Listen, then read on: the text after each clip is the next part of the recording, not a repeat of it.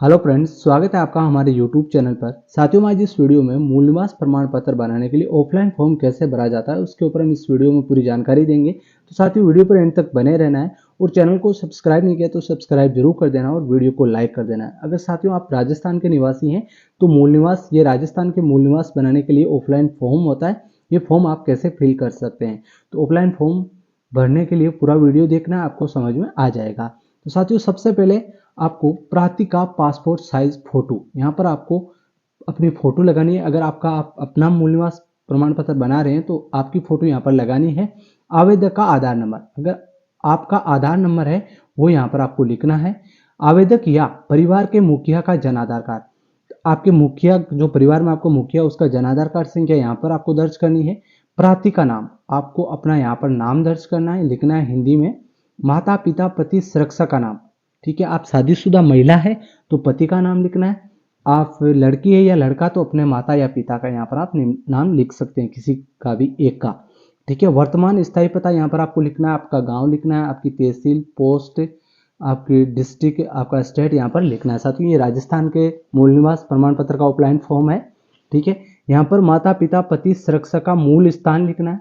माता पिता या पति का मूल स्थान कौन सा है वो यहाँ पर आपको लिखना है, ठीक है। अगला है पिता माता पति संरक्षक का व्यवसाय क्या है, तो यहाँ पर आपको व्यवसाय लिखना है। जो भी आपके माता पिता पति व्यवसाय करते हैं वो यहाँ पर लिखना है। जन्म स्थान, आपका जन्म स्थान कौन सा है, आपका गांव है या आपका जो भी जन्म स्थान है वो यहाँ पर आपको लिखना है। आपकी जन्म दिनांक यहाँ पर लिखनी है, जैसे आपकी जन्म दिनांक है 5/7/1994, यहाँ पर इस प्रकार से लिखना है साथियों, ठीक है। इस प्रकार से यहाँ पर आपको जन्म दिनांक लिखनी है। इसके बाद में यहाँ पर आपको आपकी शैक्षणिक लिखनी है, शिक्षा आपने कहाँ से प्राप्त की है, आपने किस कक्षा और तक कहाँ तक शिक्षा प्राप्त की, यहाँ पर आपको लिखना है। 1 से 9वीं तक आपने कहाँ पर पढ़ी, आपकी स्कूल का नाम लिखना है, यहाँ पर आपको स्थान लिखना है। 10वीं क्लास आपने कहाँ पढ़ी वो यहाँ पर लिखना है, उसका स्थान लिखना है। 12वीं यहाँ पर लिखनी है। स्नातक अगर आपके पास है तो लिख सकते हैं, नहीं है तो नहीं लिख सकते हैं। अगर आप पढ़े लिखे नहीं है तो यहाँ पर कुछ भी नहीं लिखना है, ठीक है। अगला है 9 नंबर, स्वयं पिता की अंचल संपत्ति का विवरण में स्थान, तो आपके पिता की या स्वयं की, आप खुद की अंचल संपत्ति, आपका घर मकान, आपके खेत कहाँ पर है वो यहाँ पर आपको अपने गांव का नाम लिखना है, ठीक है। क्या मतदाता सूची में स्वयं का पिता पति का नाम है, तो अगर आपका मतदाता सूची मतलब आपका परिचय पत्र बना हुआ मतदाता सूची में आपका या आपके पिता का या आपके पति का नाम है तो यहाँ पर आपको हाँ लिखना है, नहीं है तो नहीं लिखना है, ठीक है। इस प्रकार से अगला है, आपके परिवार राजस्थान में कितने वर्षों से रह रहा है, आपका परिवार है वो राजस्थान में कितने वर्षों से रह रहा है, यहाँ पर आपको लिखना है। जैसे जन्म से रह रहा है या 10 साल 20 साल, जो भी आपके अनुसार लिख लेना है। मोबाइल नंबर, यहाँ पर आपको अपना मोबाइल नंबर लिखना है।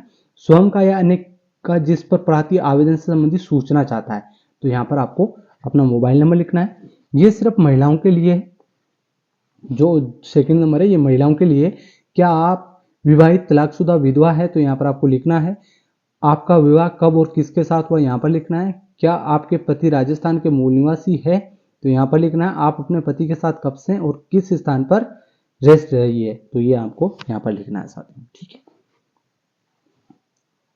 अब यहाँ पर आपको दिनांक लिखनी, स्थान लिखना और यहाँ पर आपके प्रार्थी के हस्ताक्षर, आपके हस्ताक्षर होने चाहिए यहाँ पर, ठीक है। 2 नंबर पेज है ये, उत्तरदायी व्यक्तियों द्वारा सत्यापन। उत्तरदायी व्यक्ति कौन हो सकता है, आपके गांव का सरपंच हो सकता है, आपके स्कूल का हेडमास्टर या ग्राम सेवक, यहाँ पर आप देख सकते हैं। उत्तरदायी व्यक्ति से यहाँ पर आपको 2 के हस्ताक्षर करवाने, यहाँ पर हस्ताक्षर करेगा उत्तरदायी व्यक्ति, यहाँ पर आपको तारीख लिखनी है या उत्तरदायी व्यक्ति लिख देगा, आपका नाम लिखना है यहाँ पर दूसरा उत्तरदायी व्यक्ति यहाँ पर हस्ताक्षर करेगा। यहाँ पर उत्तरदायी व्यक्ति का नाम होगा, उसके पति पुत्री पत्नी जो भी उसके पिता का नाम होगा, निवासी कहाँ का है, क्या सेवा, राजकीय सेवा में कौन सा पद है यहाँ पर लिखना है, कार्यरत हूँ, और यहाँ पर आपका नाम लिखना, यहाँ पर आपके पिता का, आपका गांव, और यहाँ पर ये कितने वर्षों से उप निवास जिला राजस्थान में निवास कर रही है। तो ये जानकारी जो आपका उत्तरदायी व्यक्ति है वो यहाँ पर आपको भर के दे देगा दोनों जगह, ठीक है। आपका जैसे गांव का हेडमास्टर हो गया या आपका ग्राम सेवक हो गया या सरपंच हो गया, ठीक है।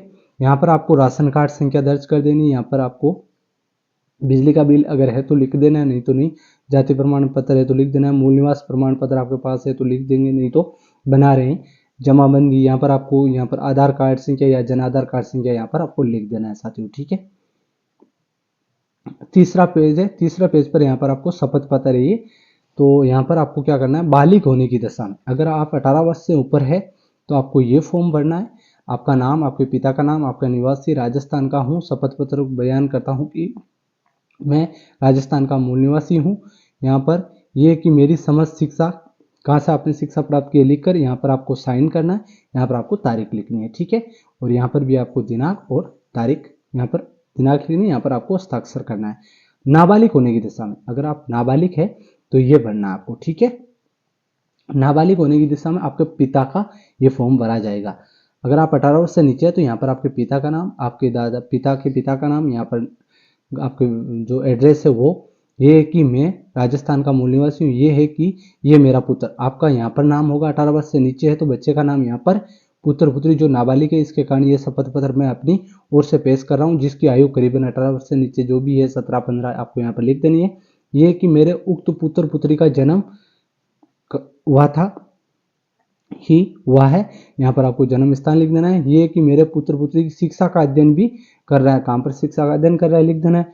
और आपके पिता या माता जो भी आपका शपथ पत्र ये भर रहा है उसका यहाँ पर दिनांक और यहाँ पर उसका हस्ताक्षर हो जाएगा उनका, ठीक है। और यहाँ पर भी इसी प्रकार से दिनांक और हस्ताक्षर हो जाएगा। और विवाहित महिला के लिए तीसरा नंबर वाला है, विवाहित महिला के लिए, ठीक है। यहाँ पर आपको विवाहित महिला का नाम लिखना है। पत्नी किसकी है तो श्री, उसके पति का नाम यहाँ पर निवासी लिखना है।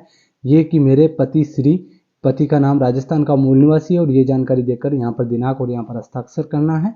और यहाँ पर इसी प्रकार से यहाँ पर दिनांक और हस्ताक्षर करना है। तो साथियों इस प्रकार से ये ऑफलाइन मूल निवास का ऑफलाइन फॉर्म भर सकते हैं। विवाहित महिलाओं के लिए अगर है तो ये भरना है, अगर नाबालिग है तो ये भरना है, और बालिग 18 वर्ष से ऊपर है तो ये तीनों में से एक आपको चूज करना है। जिस प्रकार के आप मूल निवास बना रहे हैं, आपकी जो उम्र है उस प्रकार से आपको ये फॉर्म भर देना है। तो साथियों जानकारी कैसी लगी, वीडियो को लाइक और चैनल को सब्सक्राइब जरूर करें। धन्यवाद। जय हिंद।